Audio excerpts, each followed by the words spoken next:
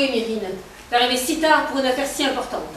C'est que j'ai eu la peine de l'obscurité à trouver ma ceinture, mais si les choses est pressantes, nous voici. Parle. Non, attendons un peu que les femmes de la baie aussi et du Péloponnèse soient venues. Tu as raison. Tiens, voici déjà l'Ompito qui s'avance. Salut, Ompito, la cédémonienne chérie. Que tu es belle, ma douce amie. Quel teint frais. Quel air de santé et de vigueur. Tu étrangleras un taureau.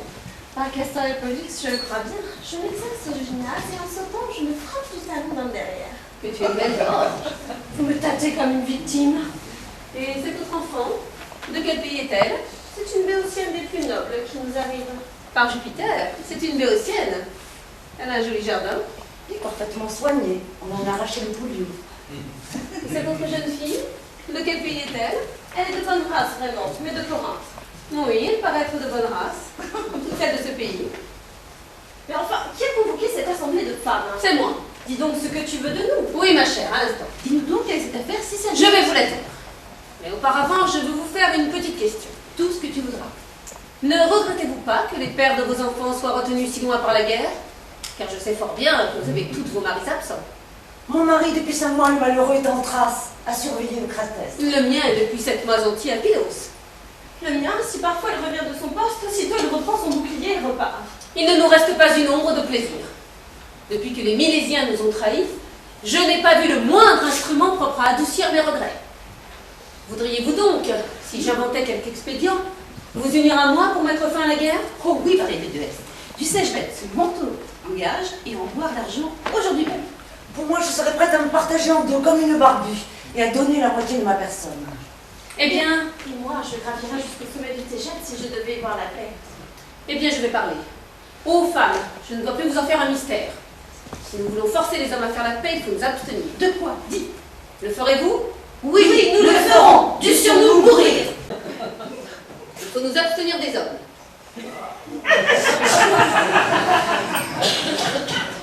Oh là, où allez-vous? Pourquoi détournez-vous les yeux? Vous changez de visage. Vous versez des larmes. Le ferez-vous ou ne le ferez-vous pas? Que décidez-vous? Je ne saurais le faire. Que la guerre continue. Que la guerre continue. C'est toi qui dis cela, belle barbue. Tout à l'heure, tu prétendais donner la moitié de ta personne. Oui, pour toute autre chose que tu voudras. Fallait-il passer au milieu des flammes? Je suis prête à marcher. Tout, plutôt que les abstenir de cela. Car ce n'est pas possible, ma chère Lysistrate. Et toi? J'aime mieux moi aussi passer au milieu des flammes. Sexe dissolu. Je ne m'étonne pas que nous fournissions des sujets de tragédie. Nous ne sommes bonnes qu'une seule chose. Oh, ma chère Lacédémonienne, car toi, si tu restes seule avec moi, nous pouvons encore tout sauver. Second de mes projets. Par les déesses, il est bien difficile pour des femmes de dormir toutes seules. Il faut pourtant s'y résoudre. Car la paix doit passer avant tout. Oh, la plus chérie des femmes, et la seule digne de ce nom.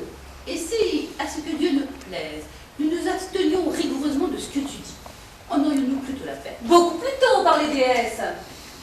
Si nous nous tenions chez nous, bien fardés, bien épilés, sans autres vêtements qu'une tunique fine et transparente, quelle impression ferait nos attraits? Et si alors nous résistions aux instances des hommes, il ferait bientôt la paix, j'en suis certaine. En effet, Ménélas, lorsqu'il vit la gorge de Hélène, jeta son épée. Et si le mari nous quitte, malheureuse? Eh bien, comme dit Férécrate, tu écorcheras un chien écorché. Ce simulacre ne sont que la viande creuse. Mais s'ils nous saisissent et nous entraînent de force dans leur chambre. Cramponne-toi à la porte.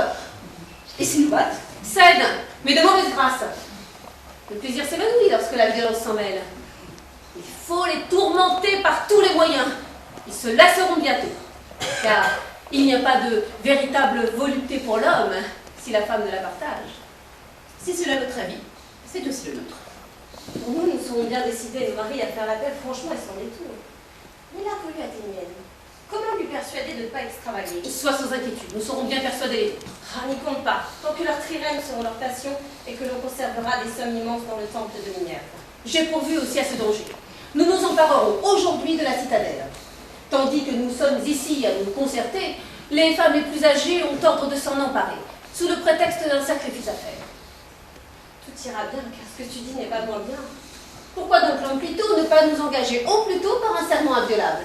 Prononce le serment, nous jurerons ensuite. Tu as raison. Où est le femme-cite? Que regardes-tu? ici le bouclier renversé et qu'on m'apporte les victimes. Lysistrata, par quel serment vas-tu donc nous engager? Tu le demandes? Sur un bouclier noir, comme autrefois fit Diton et Chille, et sur une brebis immolée. Mais Lysistrata, on ne jure pas sur un bouclier quand il s'agit de la paix. Quel sera donc notre serment?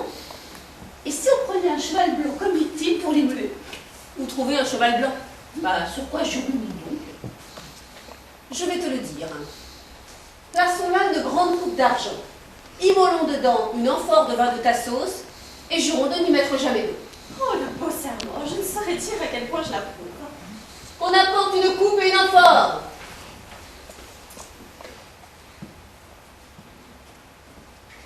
Oh, chers amis, quelle énorme cruche! Comme cette coupe va répandre la joie. Pose-la et mets la main sur la victime. Persuasion souveraine, et toi, coupe de l'amitié, recevez ce sacrifice et soyez favorables au vœu des femmes. Oh, quel beau sang! Que la couleur en est vermeille! Par Castor, il a un bouquet délicieux. Ô femmes, laissez-moi jurer la première. Non, parvenus, tirons au sort. Lampito et vous autres, mettez toute la main sur la coupe. Vous ferez le même serment et vous obligerez à l'observer. Aucun amant ni aucun époux Aucun amant ni aucun époux ne pourra m'approcher. ne pourra m'approcher. Oh, Lysistrata, mais je ne fléchisse pas. Je mènerai chez moi une vie chaste, Je mènerai chez moi une vie chaste, vêtue de robes légères et parées, vêtue de robes légères et parées, afin d'exciter les désirs de mon époux. afin d'exciter les désirs de mon époux.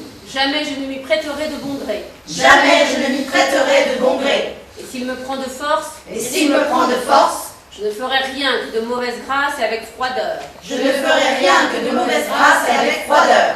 Je n'élèverai pas mes pieds au plafond. Je ne lèverai pas mes pieds au plafond.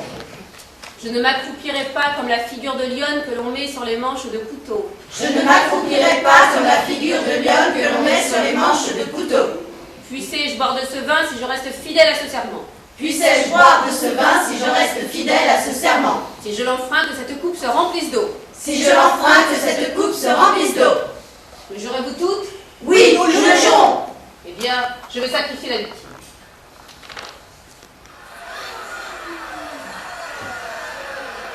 Laisse-moi un peu, ma chère. Je vais cimenter désormais notre amitié.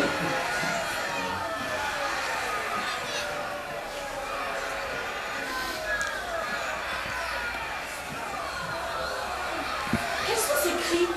Ce que je vous disais tout à l'heure, ce sont les femmes qui s'emparent de la citadelle. Toi, Lampito, attachez-vous mettre ordre à ceux qui vous regardent. Et laissez-nous celle-ci en otage. Nous, allons nous barricader dans la citadelle avec les autres femmes qui le font. Lysistrata, ne penses-tu pas qu'ils vont bientôt courir contre nous? Je m'en inquiète peu. Ni les flammes, ni toutes leurs menaces ne pourront ouvrir ces portes s'ils n'accèdent à nos conditions. Non, Parvenius, non, jamais.